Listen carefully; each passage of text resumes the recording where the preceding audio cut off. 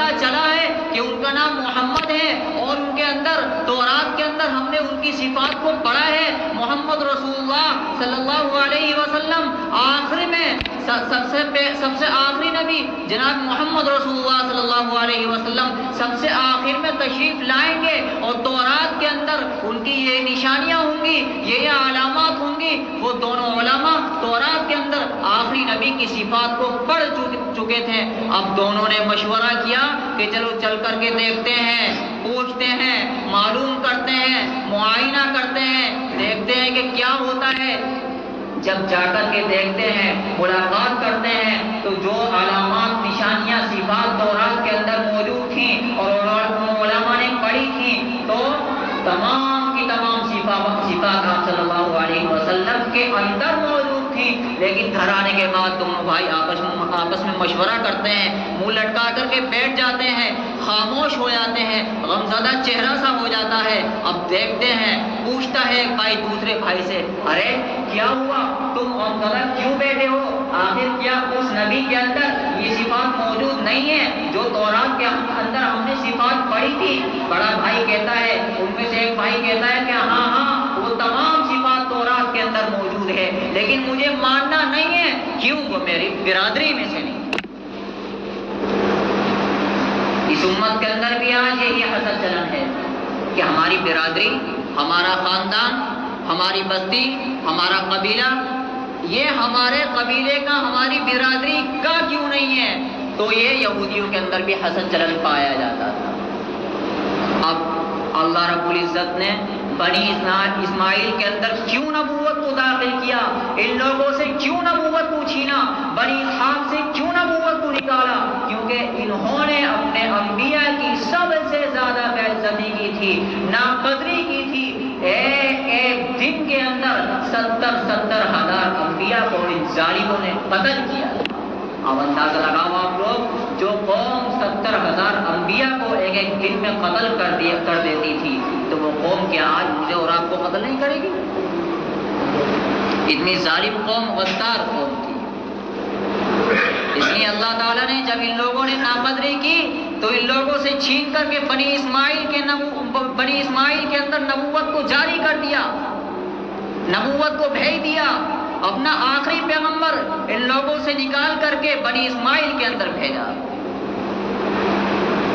کیونکہ جس چیز کی ناقدری ہوتی ہے, اللہ رب العزت اس چیز کو قوم کے اندر سے چھین لیا کرتا ہے اور دوسرے لوگوں کو عطا فرما دیا کرتا ہے.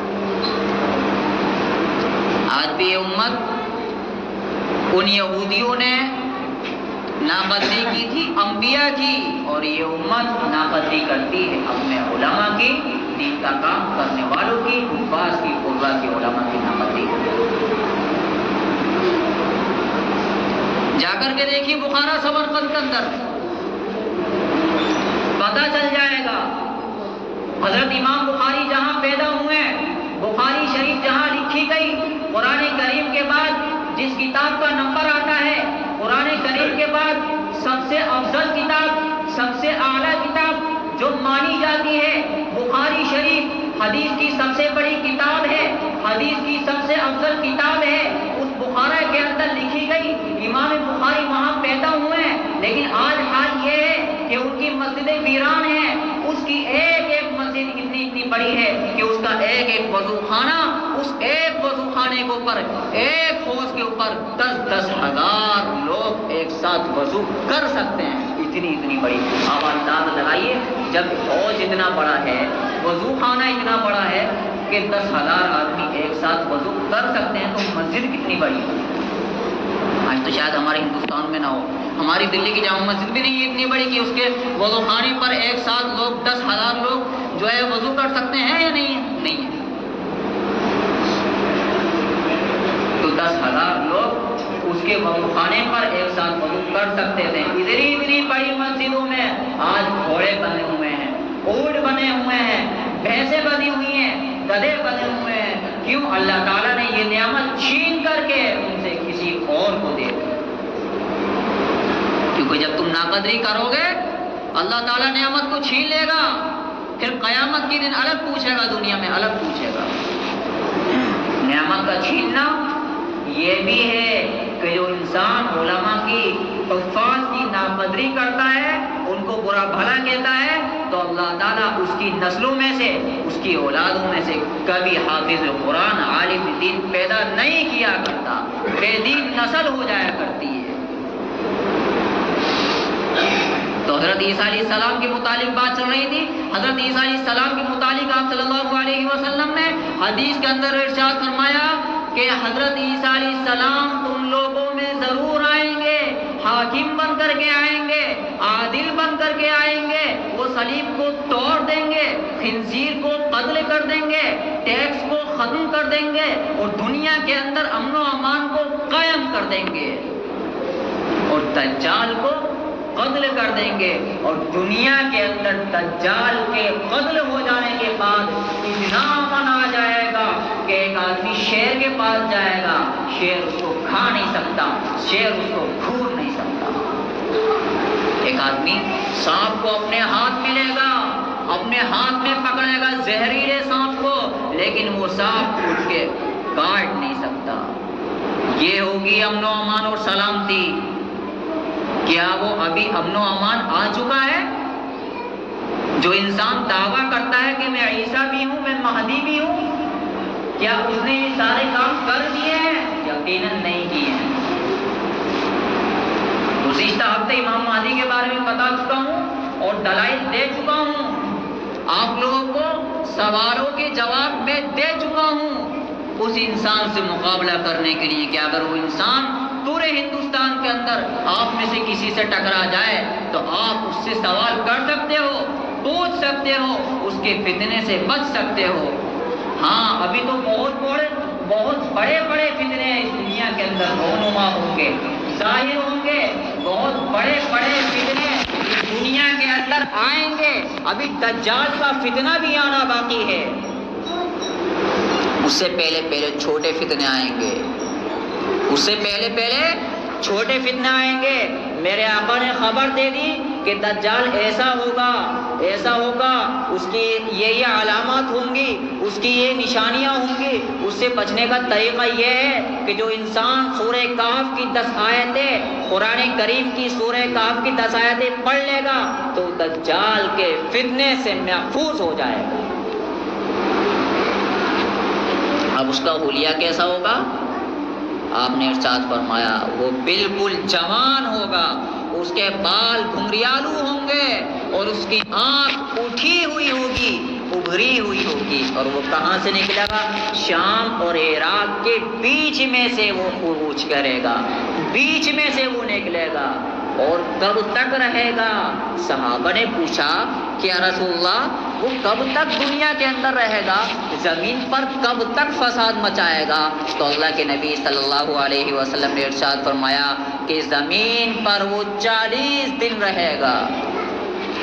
وہ ایک دوسری حدیث ہے جس میں آپ نے ارشاد فرمایا 40 تک رہے گا، وہ ایک دوسری حدیث ہے، اس کو بیان نہیں کر رہا ہوں میں ایک دوسری حدیث کو بیان کر رہا ہوں جس میں آپ صلی اللہ علیہ وسلم نے ارشاد فرمایا 40 دن رہے گا وہ دجال، اور وہ دجال 40 دن رہے گا۔ اس دجال کا پہلا دن تم لوگوں کے دنوں کے 1 سال کے برابر ہوگا، اس کا ایک دن 1 سال کے برابر ہوگا، پہلا دن۔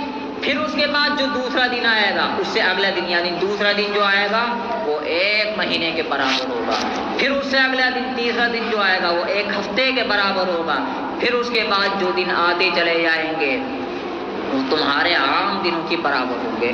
صحابہ نے پوچھا یا رسول اللہ صلی اللہ علیہ وسلم کیا ان دنوں میں 5 نمازیں ہمارے لیے کافی ہوں گی؟ 1 دن کی نماز کافی ہوں گی؟ آپ نے فرمایا نہیں، 1 دن کی نماز کافی نہیں ہوگی، بلکہ ٹائم دیکھ کر کے، وقت کا اندازہ لگا کر کے آپ لوگ نماز کو ادا کرتے رہنا۔ مثلا فجر اور ظہر کا جتنا وقفہ بیچ میں ہے اتنے وقفے کا حساب لگا کر کے ظہر ادا کر لینا۔ اسی طرح سے ظہر اور عصر کے درمیان میں جو وقفہ ہوتا ہے ان دونوں کے بیچ میں جتنا وقفہ ہوتا ہے اتنے ٹائم کے بعد عصر ادا کر لینا، پھر اتنے ٹائم کے بعد اتنے وقفے کے بعد مغرب ادا کر لینا، پھر اتنے وقفے کے بعد عشاء کی نماز تم ادا کر لینا۔ پھر آپ نے ارشاد فرمایا وہ اتنی تیزی کے ساتھ دوڑے گا اس کی رفتار اتنی تیز ہوگی جیسے بادلوں کو ہوا دھکیلتی ہوئی چلتی ہے۔ پھر وہ ایک قوم کے پاس جائے گا، کہے گا مجھے خدا مان لو۔ کیا کہے گا؟ مجھے خدا مان لو۔ پھر لوگ اس کو خدا مان لیں گے۔ پھر وہ آسمان کو حکم کرے گا بارش برسا، بارش برس جائے گی۔ زمین کو حکم کرے گا غلہ ہوگا، غلہ اگ جائے گا۔ زمین اپنے تمام خزانوں کو اگل دے گی۔ پھر اس کے بعد وہ جنگل کی طرف نکل جائے گا، بیابان کی طرف نکل جائے گا، آبادی سے ہٹ کر کے نکل جائے گا۔ زمین کو حکم دے گا اپنے خزانوں کو نکال۔ پھر اس کے تمام خزانے، زمین اپنے تمام خزانے اگل دے گی۔ اس کے بعد دجال کے پیچھے پیچھے آپ نے ارشاد فرمایا وہ تمام کے تمام خزانے اس طرح سے دوڑیں گے، اس طرح سے چلیں گے جیسا کہ شہد کی تمام مکھیاں اپنے سردار کے پیچھے پیچھے چلا کرتی۔ پھر وہ ایک دوسری قوم کے پاس جائے گا، اس قوم کے پاس جا کر کے کہے گا کہ مجھے خدا مان لو، مجھے خدا مان لو۔ پھر وہ قوم انکار کر دے گی، اس قوم کے اوپر وہ قحط کو نازل کر دے گا، قحط آ جائے گا، بھوکمری آ جائے گی۔ پھر وہ قوم پریشان ہو جائے گی، وہ قوم غریب ہو جائے گی۔ اللہ تعالیٰ ان دنوں سے میری اور آپ کی تمام مسلمانوں کی حفاظت فرمائے۔ یہ ایک بڑا آزمائش کا دن ہوگا۔ آج تو ہم کسی بابا کو دیکھ کر کے ایمان لے آتے ہیں، ارے بڑے پہنچے ہوئے بابا ہیں، کل کی بات بتا دیتے ہیں، ارے ہم نے جو کھایا وہ بتا دیا بابا نے، ارے اللہ کے نبی نے، میرے اور آپ کے آقا جناب محمد رسول اللہ صلی اللہ علیہ وسلم نے تو اس فتنے کی خبر دے دی جو دنیا کے اندر سب سے بڑا فتنہ ہے، اور قیامت سے پہلے پہلے وہ دجال نکلے گا، اپنے آپ کو خدا کہلوائے گا اور ایسے ایسے کام کر کے دکھائے گا کہ زمین کو حکم دے گا، آسمان سے بارش برسا دے گا، تو لوگ خدا کیوں نہیں مانیں گے؟ اس لیے میرے آقا نے فرما دیا کہ تم پر تو ابھی ایسا وقت بھی آنا ہے، اس لیے اس وقت کی تیاری کر لو، اس وقت کے لیے پہلے سے تیار ہو جاؤ۔ اگر کوئی باتیں تمہارے پاس آئیں تو تم اس کی بات کو کبھی یقین مت ماننا، کبھی اس کی بات کو سچ مت ماننا۔ اس لیے میرے آقا نے وہ تمام پیشن گوئیاں کر دی اور ان تمام چیزوں سے بچنے کا راستہ بھی بتلا دیا۔ لیکن آج ضرورت کس بات کی ہے؟ آج ضرورت صرف اس بات کی ہے کہ ہم لوگ گناہوں سے بچیں اور سیدھے راستے پر آ جائیں اور اپنا تعلق اہل اللہ سے، نیک لوگوں سے، ائمہ سے، علماء سے، قرآن و حدیث کا علم رکھنے والوں سے جوڑ لیں۔ جب ہم جوڑ لیں گے تو اللہ تعالیٰ ہمیں ہدایت کے راستے پر، راہ ہدایت پر، راہ جنت پر چلا دے گا۔ ورنہ کیا ہوگا؟ دجال کا ساتھی بن جائے گا، دجال کے ساتھی بن جائیں گے وہ لوگ جو ابھی تک گناہوں کی زندگی گزار رہے ہیں۔ یہ اللہ تعالیٰ فیصلے کا دن بڑا قریب ہے۔ حضرت امام مہدی کی آمد علماء فرماتے ہیں ایسا لگتا ہے کہ بہت زیادہ قریب ہے، دجال کا خروج بھی بہت زیادہ قریب ہے۔ اگر اب بھی انسان اپنے گناہوں سے توبہ نہیں کرتا تو آج اللہ تعالیٰ فیصلہ فرما دے گا کہ انسان اب بھی گناہ کرتا ہے، یہ دجال کا ساتھی ہوگا اور یہ امام مہدی کا ساتھی ہوگا۔ اللہ تعالیٰ ہم سب کو عمل کی توفیق